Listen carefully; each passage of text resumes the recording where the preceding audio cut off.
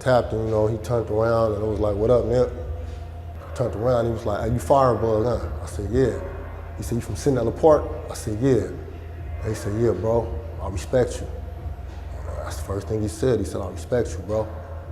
And I told him, you know, I said, I respect you too. He said, nah, I've been following your campaign on IG. He said, but really, I've been hearing about you since I was a young nigga out here. He said, and your name always been 100. When he told me about his song, he said, bro, Bullets ain't got no name? I said, yeah. He said, I done seen it happen. We got cracking. 6 minutes later, they was right back at us. 10 minutes later, we was right back at them. I said, yeah. He said, bro, it's talking about you.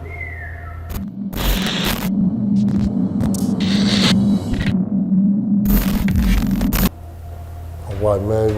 Right now, we here at filming the Penthouse Studios, you know, at the Circle. You know, we call it Loyalty Has Its Privileges, LHIP. It's a wink from the wood. You know what I'm saying? It's the label. It's Loyalty Has Its Privileges. So right now, we in here working right now, put some music together for 2020. We're about to come real heavy in rotation. We got some things jumping off that's about to just, we're about to beat some heads in with this music we got coming, back to back to back. Letters from Siberia. Anybody that know my story, you know I just did 12 years. And I did, you know, over a decade in Pelican Bay. Oh, so, 10 years in Pelican Bay. Yeah, so anybody know about Pelican Bay, you know what I'm saying? You got prisons, you got regular prisons, but you got Pelican Bay, that's just a whole nother orbit, you feel me? So when you up there, you get the feeling like you in Siberia. So basically everything that I went through, you know, writing home, you know, letters. When I've been home, they have violated me and sent me right back. I came to a halfway house. So really I was still up under supervision. So before I was up with my time at the halfway house, they had violated me and sent me back. When was this? This was last year. So I've been home a year now. Okay. I've been home a year now. So I'm still on papers, you know. Man, so I still got to walk a tight line, you know, because they got me on that high risk. Did you come from Pelican Bay to freedom, or did they step you down first? No, I went from Pelican Bay, and it really wasn't a step down, because like a lot of times people be like, oh man, you know, he politic or he a serious cat, but you know what I'm saying, serious to save your life, you feel me? When in them type of environments, you know what I'm saying? So, you know, it's cool to crack a smile, it's cool to play, it's cool to, but it's real shit going on out here, you feel me? So, man, it's like, I didn't come home with any complexes or nothing like that, you know what I'm saying? Still, yeah, I was surprised to hear you did that much, you know. Yeah, so, you know, it's, man, I'm blessed, you feel me? I'm blessed. Even after all of that, I'm blessed, you know what I'm saying? It ain't nothing but a testimony. And talk about just briefly, I mean, when you say you're blessed and you're down here with Wink and all your other friends, like, for guys who are in that intense atmosphere and do have a family or friends network to get out to like you did, yeah. It's still hard, but for those guys that don't have that, whether it's because maybe no one wants to be around them or just bad luck of life, it's even harder. So without that family and friend support, where would you be? It might sound crazy, right? And the ones that don't have that support, you know, and my album, I'm gonna be the voice for them, you feel me? Because being up there on them yards, you got cats that ain't made no sacrifices, ain't never did nothing, but they might have all the money, you feel me? So it's a popularity contest, you know what I'm saying? And cats praise these dudes and pay homage to these dudes, right? But then you might have a youngster over here that don't have no family support, you feel me? All he knows is blood, cuz, you know what I'm saying? Essay, you know, you never know, whatever his car is. But he ain't got no support, no TV, no nothing, you feel me? No cosmetics, no nothing. But every time something comes up for the cause, he the first one to step up, you know what I'm saying? And stay devoted to it. Go back there to the shoe, do his time with nothing, come back out and stay solid. And those guys are supposed to be getting taken care of. Them is the ones that, you feel me, that I take up under my wing. Them is the ones that I embrace, you feel me? Because I know that it's really, he internally strong. You feel me? A lot of this make you externally strong. It's a different type of character when you're internally strong, you feel me? And a lot of cats ain't internally strong no more, you feel me? That's why you see the weird shit that goes on out here nowadays, you feel me? That's why you see cats be out here shooting up everything, but then go to jail, and first time you get a 2-on-1 DP, he go PC because, you know what I'm saying, it was all built up on eggshells, you feel me? You know, so, man, like, and for those that's still in there, man, that's on everything. Like, you don't never want to see nobody in jail. I don't want to see my worst enemy in jail. You know what I'm saying? It ain't even a physical aspect of it because growing up in the streets, we train to become warriors or whatever, but it's more the spiritual and emotional. You feel me? So, the cats it's all about how you look at it. How I looked at mine was when they broke me off at the 12. It's like, okay, I could say I'm going to prison for 12 years, or I could say I'm going to this university for 12 years. You were like 26, 27? Yeah, 27. I just came home from doing like 6 and some change before that, so. Oh, so you've been in 18 of the last 20-some years. I probably got like 20-some years in. So, you know. What was the last incident, just vaguely? Something violent, obviously. The last incident? I mean, what you got the 12 years for was a violent crime. Yeah. There was a couple of robberies, and then before that, I had a couple of murders that I beat. Then before that, I had carjacking. Before that, like some more robberies.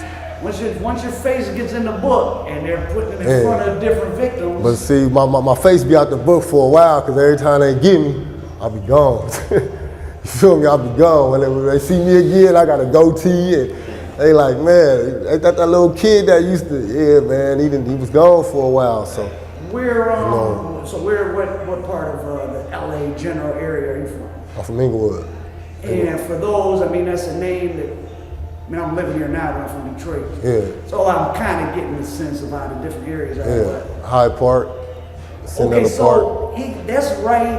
I always thought of Inglewood being way down by the airport, but it's big, right? Yeah. Inglewood. The airport is like right there next to Inglewood. You know, we like. Hyde Park is the Nipsey Hussle area, right? Yeah. So that's adjacent to the part of Inglewood you're from. Yeah. Okay. Yeah, like Hyde Park. Basically, when I step out on my front porch, I can look up the street. And I can see Nip and them hanging out across the light. Oh wow. I can look this way. I can see 211. You know what I'm saying? The north. We all the north right here, you feel me, on Hyde Park. And then across West Boulevard, Nip, Pac-Man, J Stone, you know, the All Money In, you know, 6-0, they all right there. But it's like, Has that neighborhood changed, like being gone that long? Did you get out and does it feel like it gentrified at all, or that's still the heart of South Central? Changing a little? And you see a lot of change. You see a lot of change. You see a lot of buildings. Bad, good and bad. One thing I will say, like sliding through both sides, you don't really see a lot of hanging out no more. You know what I'm saying? So when that aspect is good, you know what I'm saying? Because before I used to just drive down the street and it's just, man, please don't let these guys walk up on our car. Oh, they right in your face. Yeah, like, you know what I'm saying? But now it's like for the better, you know what I'm saying? But I think a lot of people are becoming more and more conscious now, you know what I'm saying? So that part, aspect is better, you know what I'm saying? But we still got a ways to go though. You know, we still got a ways to go, but you know, each one teach one at a time, you know, we reach one, so. And were you doing music before you, I mean, kind of your whole life, even in the midst of getting locked up, or did you really start getting serious with it now? Or? Yeah, I've always been with the music, but it was never really just dead on like, oh, I'm gonna be a rapper. You know what I'm saying? Because I never been one to just sit down and just write all day, just write song after song. Yeah, you feel me? It's like, you know, we was the type to do a show and on the way back from the show, just, man, catch something at the light. It just happened like that, you feel me? So now it's to the point now, it's like, either I'm gonna put the bullshit to the back and put my livelihood and what means my responsibilities and what means most to the front, you know, because before, we didn't have no mind, you know what I'm saying? And now, wolves inside of a person, you know what I'm saying? It's which one you feed more. Because some days I wake up and that, you feel me? That hunger. Yeah, you know what I'm saying? Release the Kraken. And it's so easy. When you see the Yeah, staying out and staying free is the hard part. Exactly. And I always tell my friends who I know could easily pick up the phone, say, "Oh, I'm proud of you." If I see them struggling to the little bit I can, try to help out, at least take the edge off the hard. Yeah. So now it's which one you gonna feed more. It's it's easy. Like J.O. Felony said, it's easy to get in, Hard to get but out. it's hard to get out. You feel me? And like I said, I never been one to go in for 2 months, 3 months. Well, that's all You know over. what I'm saying? Like, man, Just get that in your man, head. inshallah, that's I rebuke that. You feel me? That's over with. You know what I'm saying? And now I know what it is now. You feel me? How do you know, how long does your relationship with Wink go back? And tell me about him just a little bit. Man, put it like this. When they say loyalty has its privileges, me and Wink been on each other over. I just did 12. You feel me? Me and Wink been, this is going on 20 years now. You know what I'm saying? I remember when, this was way back like 2004, what? 2004? 2004. You know what I'm saying? This is when, well, look, I was out here like BG, Chopper City in the ghetto. I was out pulling up the man, here, put this up. Man, give me another one. You feel me? Man. And I'm talking about way back then, Wink was already grounded, like, you feel me? And man, cats don't give respect where it's due, you feel me? A lot of these cats that's on right now coming out our section, you feel me? When they didn't have $1 to get in those studios, man, he was opening them doors, let us go up in there and lay our shit down, you feel me? Like, you feel me? And cats act like they didn't forgot, you know what I'm saying? But he opened his doors for us, you know what I'm saying? The one asking a dime used to sit up in that room with us, you feel me? That hot room, you know what I'm saying? We used to get it done on, you know what I'm saying? So man, Wink always been 100 with that, you know what I'm saying? Man, he always been a homie that you can count on, you feel me?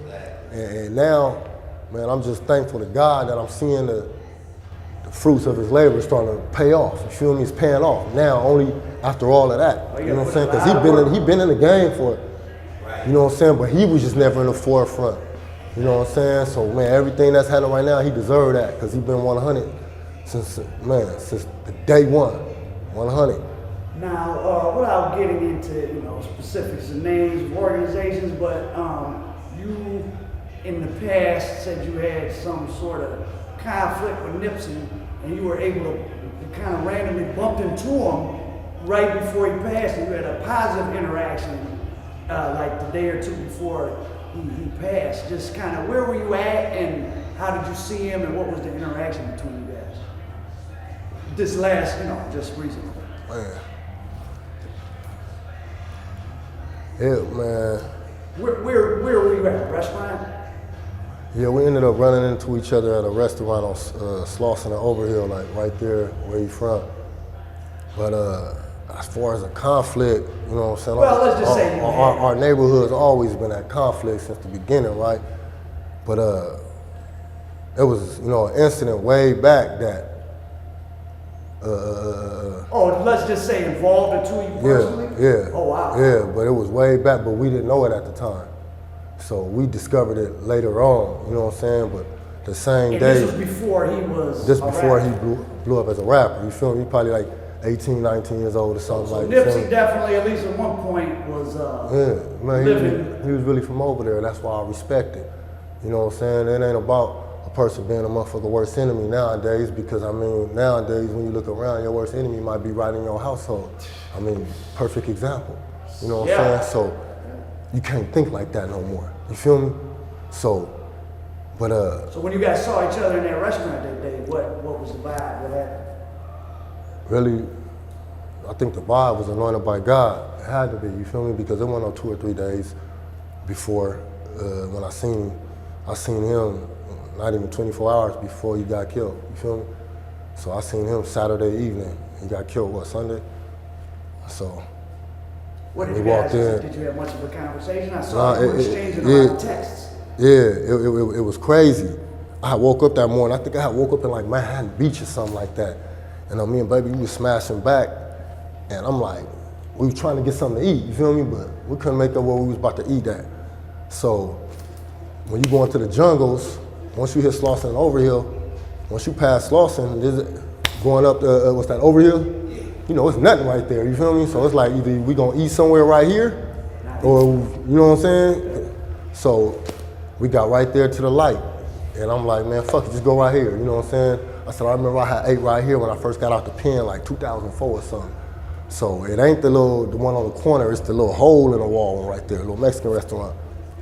So I walked in, or no, she walked in first, and I just seen her turn around and look like, you feel me? And I think I was looking at my phone or something and looked up, and I just seen him, you know what I'm saying? He was standing in the doorway, basically. So I had to like tap him to get past. And when I tapped him, you know, he turned around and it was like, what up, Nip? And he looked at me, you know, it was kind of like, we both did though, it was like, you know, like damn, all right, you feel me? All right. He was by himself. Yeah, he was by himself, you know what I mean? But he had he told me in our conversation like later on that he was like, man, my daughter in the car, you know what I'm saying? Oh, but he didn't have no security. Nah, man, Nip a real nigga, man, you feel me? So, unless, I mean, there was some cats in the back, but I don't even think he was with them. Yeah, because I remember, they was way in the back parking lot, because I pulled back there first. And I seen some cats back there, and I was clowning. When I was clowning with baby, I'm like, oh, there they is. And she like, why would you park right here? And I'm like, man, I ain't tripping off that. I'm about to go in here, you know what I'm saying? So we ended up parking on the side, and we walked in. But nah, he wasn't with nobody. He was getting the little green machine, a little green drink or whatever. Yeah, but it's just crazy though, because when I walked in, he was like leaning on the counter. He was talking to somebody. When I tapped him, walked past, we both, you know what I'm saying, we looked, and it was like, what up, Nip? You feel me? I smiled like, what up, Nip? And he said, he nodded like, what up, bro? And when I got ready to walk off, he said, hey, excuse me. I turned around, he was like, hey, you firebug, huh? I said, yeah. He said, you from Centennial Park? I said, yeah. And he said, yeah, bro, I respect you. That's the first thing he said. He said, I respect you, bro. And I told him, you know, I said, I respect you too.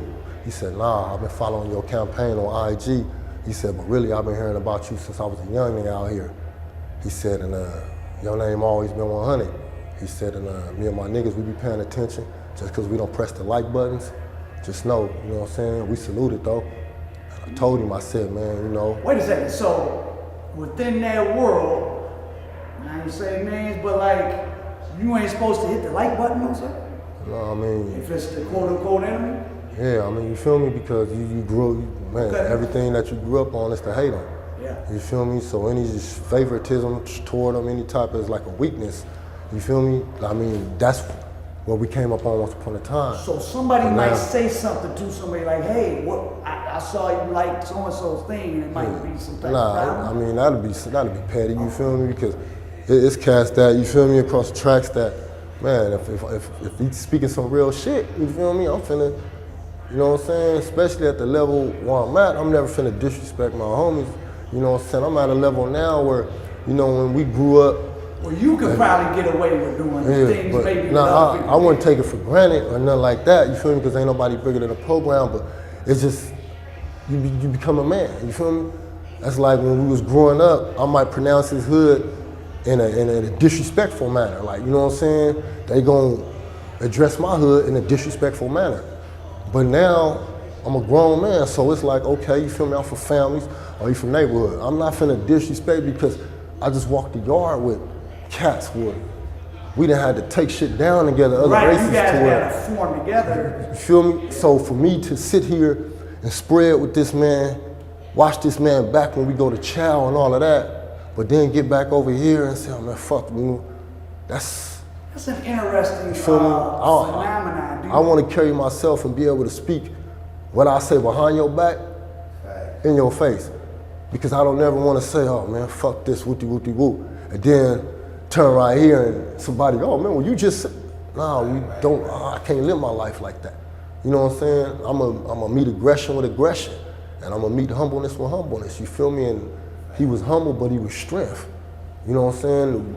A lot of cats couldn't have did what we did. You feel me? Especially when he told me, like, bro, you know, that's how they talk, like, bro, on neighborhood, bro, like, I'm about demonstrations. That's what he told me. He said, I'm about demonstration. He said, I ain't got no more energy for nothing negative, but I'm with everything. And he said, I feel I'm a good judge of character and I know what I'm looking at. He said, and it ain't no secret what you was out here doing. He said, but that's why it makes me honored to deal with you because I know what you're gonna do in times of, you feel me? And you already knew what time it was. So with that right there, it wasn't about how my homies felt. It wasn't about how his homies felt. Because if it was about their opinions and what mattered, then God would have put them in that same restaurant with us. You feel me? I was in there with the lady. He was in there with his daughter. So he put us in the most docile environment to see, you feel me? And it gets so deep, you know what I'm saying, that it get deep, you feel me? Like I said, we never, but we did, you know what I'm saying? And he told me two incidents that I never even remember. So that let me know right there, like, oh, you guys went over all this right there in the restaurant. Man, we talked about 40 minutes. Wow. And this he was standing there. 24, 36 hours before he crossed paths with Eric Golden. Man, we was texting 9-something that night. That happened in the afternoon the next day, and he sent that tweet out. So obviously, everything we talked about was still on his mind to make him say having strong enemies is a blessing. You know what I'm saying? Because everybody do you think that was possibly referring to you? I know it was referring to me. Oh, wow. So when everybody was reading right in aftermath, trying to figure out what happened, at first that was being written up like, oh, that meant there was some threat around them. But really, it was a positive thing of someone that technically is my enemy or used to be has helped make me as strong as I am, and I bumped into one of them and we had a powerful conversation. When I say it gets so deep, right? That is deep. When he told me about his song, he said, bro, bullets ain't got no name? I said, yeah. He said, I done seen it happen. We got cracking. 6 minutes later, they was right back at us. 10 minutes later, we was right back at them. I said, yeah. He said, bro, it's talking about you. You feel me? And it took me back, you feel me? Because it done been a situation where something happened and it led to about 5 shootings in one day. Back to back to back to back to back to back to back. And we took a strong casualty on one of those trips, you feel me? All right, that's just amazing. Let's take us back to the music. Just give us just a last drop. Let us know who you are, what's coming, and what's popping for 2020 with Firebug and Wink and everybody. Right now, like I said, man, we in the incubator right now. We putting shit together. Wink, he got a whole lineup right now coming. You feel me? Mine's coming right behind me. But like I said, man, with me, my boy right here tell you, it becomes a little sinister process when I go in that lab because, like I said, I'm not the rapper that just sit down and write metaphors and punchlines and, hey, tell me how this sound. Like, you feel me? That ain't me, you know what I'm saying? Everything I write is everything I done been through. You know what I'm saying? Everything I write is coming from first-hand knowledge where we standing up on the toilet for hours at a time till your ankles going numb because you talking in a vent, getting game, wisdom from these old heads. You feel me? So a lot of cats they ain't gonna be able to take you where I take you. You feel me? So it's a whole different process. It's a whole different way period for me. I'm gonna say that because when I go in that lab and I start writing, my beard start growing. I ain't had no haircut. You know what I'm saying? It's like it's a cold cave to go back in to relive that shit and to put that shit out there for y'all. You know what I'm saying? And I'm just letting y'all know that so y'all understand like my craft, where I'm coming from with that. Cause this shit is real life shit that changed me. You feel me? And that might, you know what I'm saying, what changed me might be a testimony for the next though. You know, so inshallah, man, I just pray I'll be able to bring that to y'all real soon, 2020. Firebug, the mayor, rightfully on.